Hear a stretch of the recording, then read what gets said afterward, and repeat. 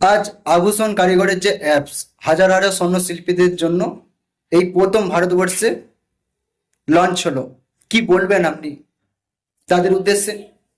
তাদের উদ্দেশ্য আমি এটা বলতে পারবো, আজকে এই যে প্ল্যাটফর্মটা তৈরি হয়েছে সকলকে একই ছাতার নিচে আনার জন্য।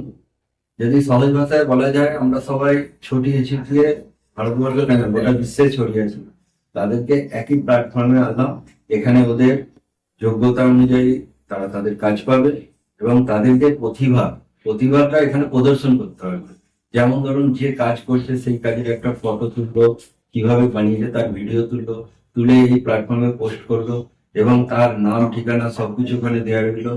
ভারতবর্ষ নয়, শুধু পৃথিবীর মধ্যে যারা যেখানে আছে তারা দেখতে পাবে এই কারিগরটা এই কাজটাই করেছে এবং তার সাথে যোগাযোগ করে তার একটা সুন্দর কাজের জায়গা বা তার একটা প্রতিষ্ঠান বানিয়ে দিতে পারবে এবং সেও নিজে প্রতিষ্ঠিত হবে। এই উদ্দেশ্যেই বানানো হয়েছে। এই অ্যাপে মূলত সব রকমের ব্যক্তি থাকতে পারে। যে ভাবছে আমি স্বর্ণ কাজ কাজ শিখতে যাব বা আভূষণের যে কোনো পিতল সিলভারের কাজ শিখতে যাব, সেও আসতে পারছে।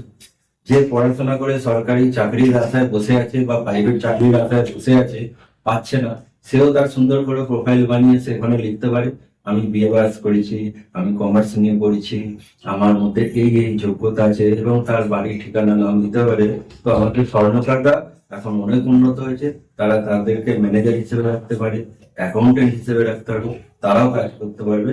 এবং যারা আভূষণ কারিগরের সাথে যুক্ত আছে, তামার কাজ, পিতলের কাজ, ব্রাস মেটেরিয়ালের কাজ, সিলভারের কাজ, ডায়মন্ডের কাজ, গোল্ডের কাজ, যে কোনো কাজ শিখেছে তাদের জন্য তো অবশ্যই এটা একটা বড় প্ল্যাটফর্ম। সে তার প্রতিভা এখানে পোস্ট করবে এবং বড় বড় ম্যানুফ্যাকচারাররা, রিটেলাররা, হোলসেলার তাদেরকে ডেকে নিয়ে তাদের যোগ্যতা অনুযায়ী তাদেরকে কাজ করবে।